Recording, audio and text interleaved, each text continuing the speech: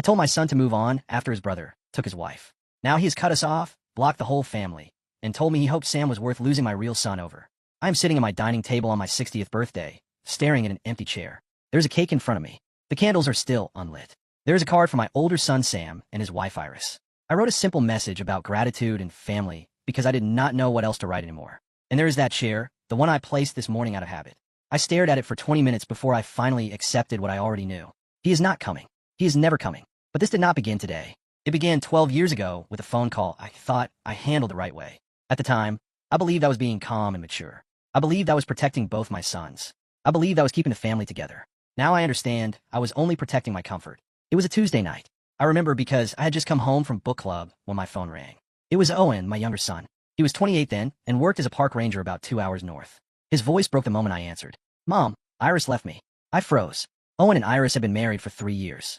They were high school sweethearts. Everyone loved their story.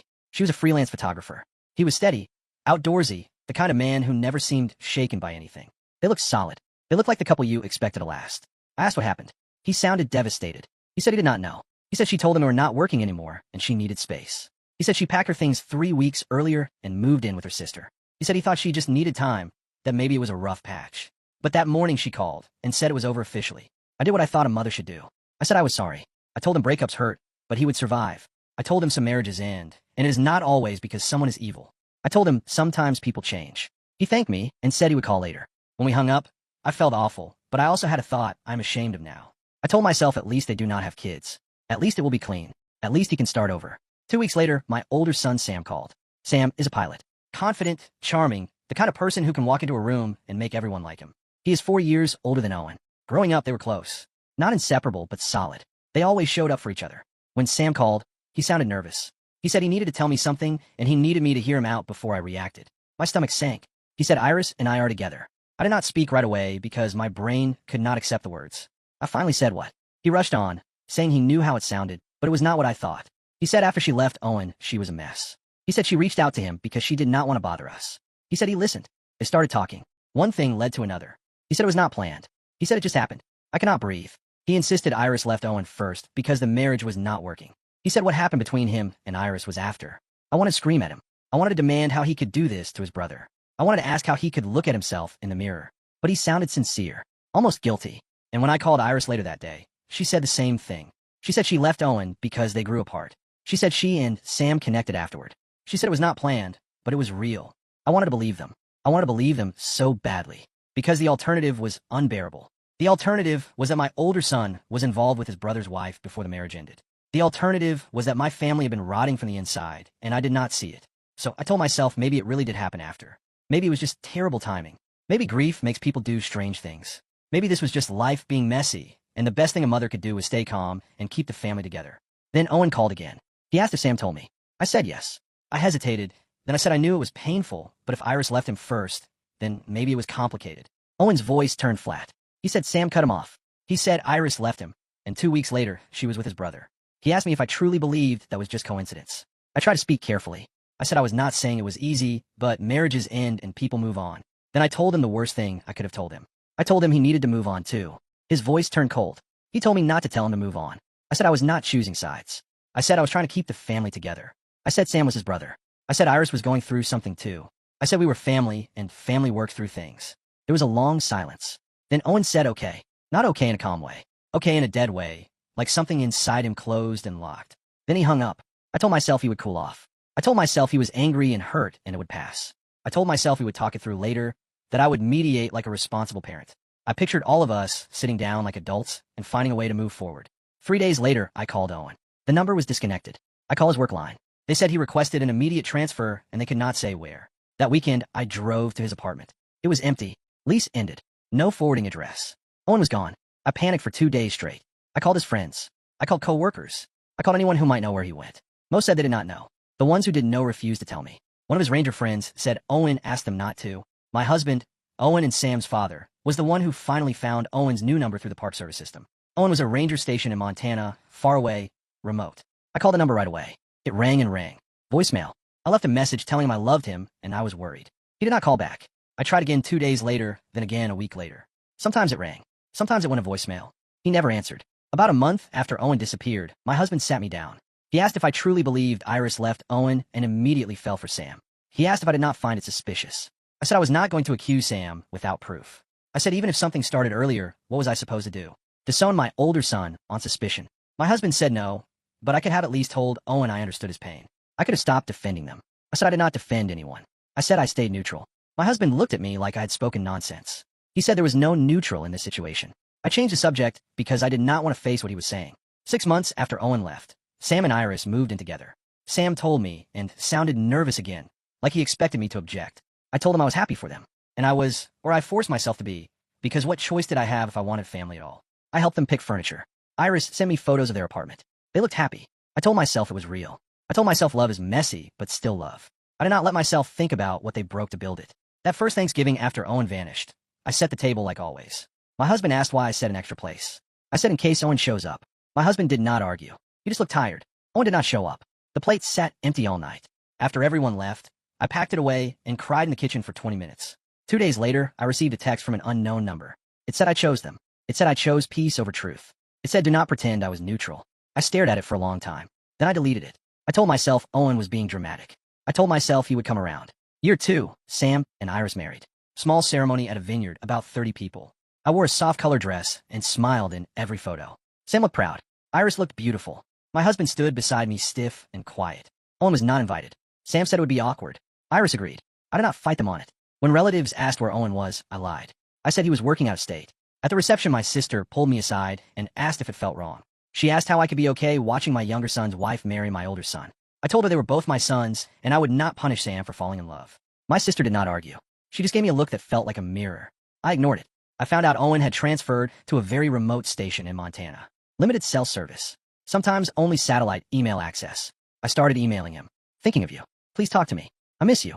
None bounced. So I knew he received them. He never replied. One day my husband asked if I truly did not see what I had done. I said I did nothing. I said Owen chose to cut us off. My husband said I told him to get over it. I said I told him to move forward. He said there was no difference to Owen. I did not want to hear it. So we stopped talking about Owen. He stopped bringing him up. I stopped mentioning the empty chair. We moved on the way I told Owen to do. Sam and Iris became my main family. Sunday dinners, birthdays, holidays. I kept living. I kept pretending the missing chair was normal. I told everyone Owen was doing great work in Montana, and we stayed in touch. I repeated it so often it almost sounded true. Christmas of year 2, I was putting up the tree when the mail arrived. Bills, holiday cards, and one envelope with no return address. Inside was a plain card with Owen's handwriting. Neat and deliberate. Stop pretending you did not choose. That was all. I stood holding it with shaking hands. My husband saw my face and asked what it was. I gave it to him. He read it and looked at me. He said Owen was right. I whispered that I did not choose. My husband said softly that I did. I threw the card away. I called Owen cruel in my mind because it was easier than calling myself wrong. My husband did not argue anymore. He just got quieter. Year 3, Sam called with news. Iris was pregnant. I screamed with joy. My first grandchild. I showed up with baby books and gifts. Iris glowed. Sam looked scared like new dads do. I hugged them both and told them they would be great parents. I took a photo of the 3 of us. Iris holding her belly, Sam's arm around her, me smiling like everything was whole. I almost told Owen. I almost sent an email saying you're going to be an uncle. I typed it, stared at it, then deleted it. The baby came in October, a girl. They chose a beautiful name. When I held her for the first time, I felt complete in a way I had not felt in years. I sent Owen one email. I attached a photo of the baby and wrote a subject line that said your niece. No reply. I checked my inbox for weeks like a fool. Nothing. My husband asked why I kept hurting myself. I said I thought maybe a baby would change things. He said it would not. He was right. Year 4, I learned Owen got married for my sister. I was sitting with her having coffee when she casually said she heard Owen married a woman he met in Montana. The cup froze in my hand. I asked why no one told me. My sister asked if I truly did not know. I went home and cried in the shower so my husband would not hear. That night, I tried calling the Montana number again. It rang twice, then went dead. Then disconnected permanently. He changed it. I sent an email congratulating him and saying I wished I could have been there. No reply. Year 5, I heard Owen had a child. Year 6, I heard he had another. I was a grandmother 4 times over, but I had met only 2 of them, the one Sam and Iris had. Owen's children were strangers. I did not even know their names at first. Sam's daughter started asking questions when she was 4. She asked if she had cousins. I said yes. She asked where they were. I said far away. She asked if we could visit. I smiled and said maybe someday. I was lying to a child and lying to myself. Holidays became awkward. Thanksgiving with Sam's family. Christmas often just me and my husband because Sam and Iris traveled to her parents. I took photos but did not post them. I did not frame them. They lived unseen on my phone because they felt incomplete. My husband stopped smiling in pictures around year 5. I asked what was wrong. He said nothing. He said he was fine. He was not fine. But I did not push because pushing meant talking about Owen, and talking about Owen meant facing something I did not want to face. People at church, at work, in the neighborhood asked about my boys. I said Sam was a pilot, and Owen did conservation work in Montana. They asked if I saw Owen much. I smiled and said not as much as I wanted, because you know how it is when kids move away. I said it so smoothly it became muscle memory. Year 6 I noticed Sam drinking more. Iris looked tired. They argued about small things. Who cleaned? Who scheduled what? Who put the child to bed? I asked if everything was okay. Sam said it was life. I did not ask again because I did not want to face the possibility that the marriage that cost Owen everything was not even happy. Year 7 began with a phone call at 3 a.m. My husband had a heart attack. Massive. The paramedics said he was gone before they arrived. I do not remember most of the next week clearly. Funeral planning, relatives, paperwork, fog. Sam handled a lot. Iris brought food and watched me like I might break. I did not think about Owen because grief took all my energy. The funeral was on a Saturday. Small, about 50 people. I sat in the front row between Sam and Iris, staring at the closed casket. The pastor spoke. I barely heard him. Then I felt it, a shift in the air. I turned toward the back of the room. Owen was standing there. I barely recognized him. He looked stronger, older, beard, lines at his eyes. He wore a dark suit and stood alone. Our eyes met. I started to stand, but he shook his head slightly. He did not smile. He did not nod. He just looked at me, calm and distant. The service ended. People hugged me and offered condolences. I kept looking past them, searching for Owen. He waited until the crowd thinned, then walked forward. We stood face to face. It had been years. He looked healthy, stable, like he built a full life without us. He said Mom quietly. I said Owen, and my voice cracked. He hugged me once, brief and stiff. Then he stepped back. He said he was sorry for my loss. I thanked him for coming. He glanced toward Sam, who stood about 10 feet away. They did not acknowledge each other. Owen said he had to go. I asked if we could talk. He said not today. I asked when. He looked at me with something like pity. He told me to take care of myself. Then he walked out. I watched him drive away in a truck I did not recognize. That was the last time I saw him in person. That night, I went through my husband's things. Desk, files, laptop. I found an email folder labeled with a single letter. I opened it. Years of messages. My husband and Owen had been talking. Not often, but enough. Short updates. Congratulations. Photos. My husband knew about Owen's children. He had seen pictures. He had been quietly present in their lives. He never told me. The last email was from 6 months before my husband died. Owen told him he loved him, but could not forgive me. He wrote that I asked him to move on so I could feel comfortable. He said he moved on, just not the way I wanted. He told my husband not to tell me they spoke because it would only hurt me more. My husband replied that he understood and he was proud of Owen. He wrote that Owen deserved better from both of us. I sat at that desk staring until my vision blurred. My husband had chosen in private, where it would not cost him his marriage. He stayed with me and loved Owen quietly. He gave Owen what I refused to give him, a simple truth. You're not crazy. You have a right to be hurt. You deserve better. I did not know if that made it better or worse. The next 2 years after my husband died were a slow collapse inside my chest. I still went to work. I still went to dinners with Sam's family. I still smiled in public. But inside, guilt grew. I became obsessed with fixing it, with making the family whole, with doing what I thought I should have done years ago. Year 8. I hired someone to find Owen's current contact information. Address, phone number, email. Even his wife's name. His daughter's names. I stared at those names for hours. My granddaughters. Children I never met. I called his number. Voicemail. I called again. Voicemail. I did not leave a message until the 10th try. I finally left one. I told him it was Mom. I told him I missed him. I begged him to talk. No response. Year 9, Sam got drunk at Thanksgiving. It was just the 3 of us because their daughter was at a friend's house. Sam drank too much and suddenly asked if I thought Owen hated him. We never talked about Owen. It was an unspoken rule. I said Owen was stubborn. Sam stared at his glass and said sometimes he wondered if he and Iris started before she left Owen. I froze. Iris went pale. Sam said he could not remember exactly when it crossed the line, but he remembered talking to her while she was still married. Deep talks, emotional closeness, guilt. Iris insisted it was after. Sam asked if it really was. The room went silent. I should have pushed then. I should have demanded the truth. Instead, I told myself it did not matter now. Sam laughed bitterly. Iris drove him home early. I sat alone, looking at the half-empty bottle, and felt something cold settle in my chest. Year 10, I noticed more things. Casual comments that suggested their bond started earlier. Sam started therapy. He said it was stress. Their marriage looked tired. Not dramatic, just worn down, like 2 people who built a life on a crack and spent years pretending it was solid. Year 11, my 60th birthday approached, and I became obsessed with it. I told myself this would be the moment. I would get both my sons in the same room. We would talk. We would heal. We would take a family photo that felt real. I planned for months. Menu, guest list, everything. Sam asked if I was inviting Owen. I said yes, of course. Sam looked uneasy and asked if I thought Owen would come. I said I would ask him.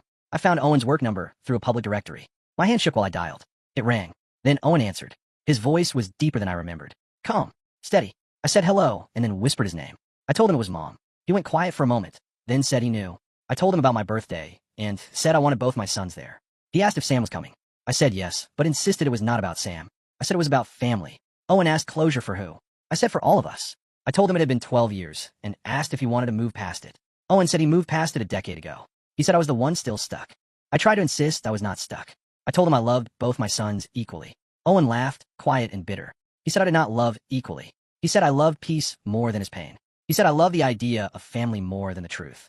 I asked what he wanted me to do. Disown Sam. Owen said he never asked me to disown Sam. He asked me to admit what Sam did was wrong. He asked me to admit it was betrayal, not bad timing, and that I asked Owen to swallow it so I could stay comfortable. I had no answer.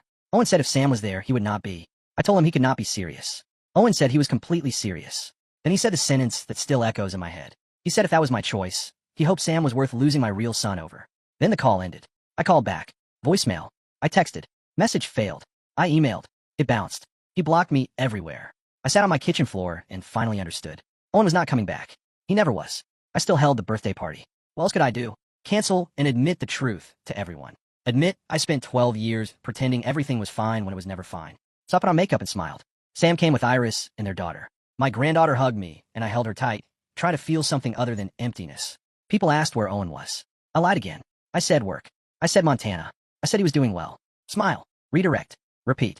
My sister pulled me aside and asked if Owen was not coming. I nodded and could not speak. She hugged me and said nothing. There was nothing to say. We took the family photo. Me in the middle. Sam on one side. Iris on the other. Their daughter in front. The camera clicked.